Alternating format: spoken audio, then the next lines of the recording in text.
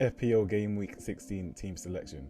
We've had a million price changes in the last week, so in today's video we're going through the 3 changes I made with my 5 new free transfers, how the team did in Game Week 15, and of course the team selection for Game Week 16. So if you enjoyed the video, make sure you smash that like button and hit that subscribe, and let's get into it.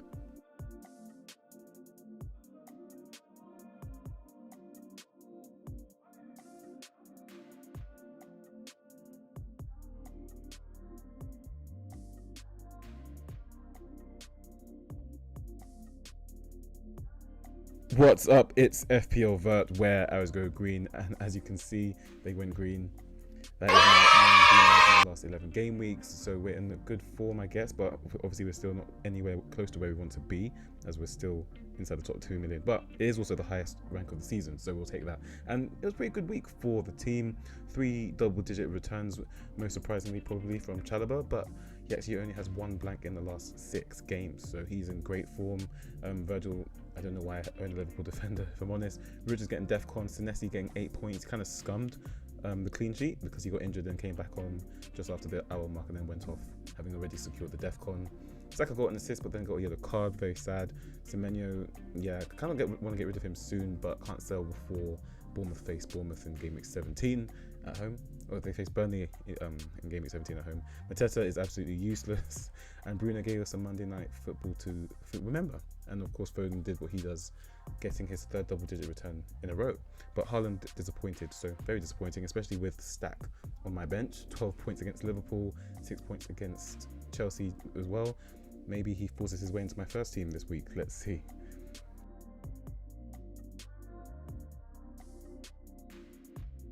So unless you've been living under a rock, we were all given 5 free transfers in Game Week 16, and I did anticipate that there was going to be a bit of a transfer frenzy, because of course, you know, when you give that many transfers to managers, of course there's going to be a lot more activity, causing a lot more price changes.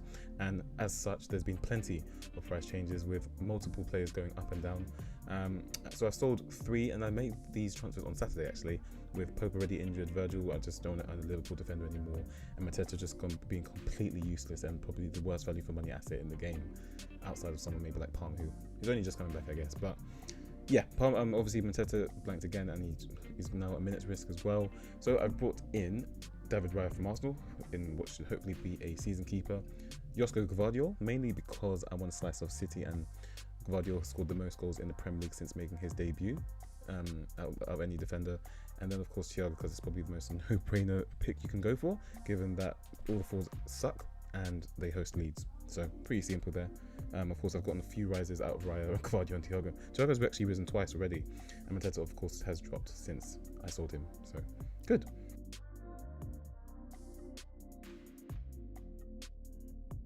So into the team then, and we have David Raya coming in from the free transfers and starting straight away as Arsenal host Wolves. But as I mentioned in the transfer targets video, they haven't really got the best fixtures coming up, so I'm not going to be doubling up on their defense. But he is the best goalkeeper in my eyes, so he's just going to be the de facto goalkeeper from now on.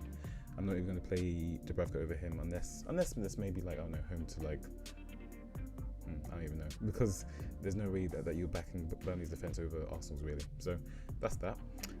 Trevor Chalobah is home to Everton. He's now the 3rd highest top scoring defender in Fantasy Premier League, so yeah, very hopeful of a return here. Anderson is great as well because he's going to Burnley. Anderson's actually gotten 10 points in each of his meetings against promoted clubs this season, including the Sunderland that's supposed to be amazing. Of course this is an away game, so let's hope for some DEFCON, but Burnley aren't really scoring goals at the moment either. Gvardiol would have gotten a fantasy assist midweek after his attempt was saved, but then of course O'Reilly put in the rebound. Hopefully we can ask for the same with some clean sheet as well this week. Bruno Fernandes is of course in great form. He's actually the highest scoring midfielder now. He's overtaken Semenyo, and he's gotten 2 of his best scores in the last 3 game weeks actually. So facing a Bournemouth side at home who have conceding the 2nd highest number of away goals in the entire league.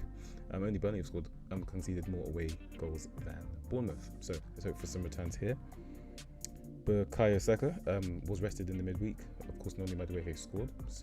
But you do expect Saka to come back into this team. So I will be captaining him, mainly because Wolves have conceded the most goals in the entire league, and they've only got 2 points out of 45 that are available. So they're a very, very poor team, and you expect Arsenal want to come back to, well, they made amends for their loss in the Champions League, but of course it's the Premier League that they need to, they're top of the league as well, so they need to make sure that they get back on track. Anton Stack is in the team ahead of Senesi, mainly because he's just in great form. He scored 12 points most recently against Liverpool and got 6 points against Chelsea as well. He takes corners, takes set pieces. So he has a few routes to points. He can get DEFCON as well. It's an away game, so hopefully you can get some DEFCON. And then we have Phil Foden, who has gotten over 1 million transfers this week. In 2 weeks in a row, he has actually gotten 44 points in the last 3 game weeks in that time. So, 5 goals, an assist. Away to Palace, probably not an open game, but he is in great form. So let's see what happens.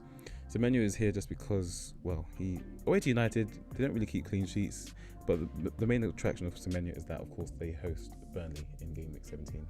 So we'll be keeping him for that. Igor Thiago, of course, he's the second top scorer in the Premier League, and he's got 2 goals and got 13 points in 3 of the last 5 matches at home for Brentford. So given that they're hosting Leeds, facing Stack, let's hope for some goals. And Erling Haaland, yeah, he's actually been disappointing in the Premier League at least. He's blanked at home to Leeds and Sunderland in the last 3 game weeks, and weeks where Foden has obviously done very well as well. And Palace is obviously no fun to travel to, given that they're in the top 4 at the moment. But, let's see what happens. Fulham was supposed to be a difficult game, and it wasn't for City, so won't be going anywhere. So that's the team for this week. If you've got any questions, please drop them into the comments below. Or you can reach out to me on Instagram, Twitter, Blue Sky, and TikTok as well. Thanks for watching, and good luck, everyone.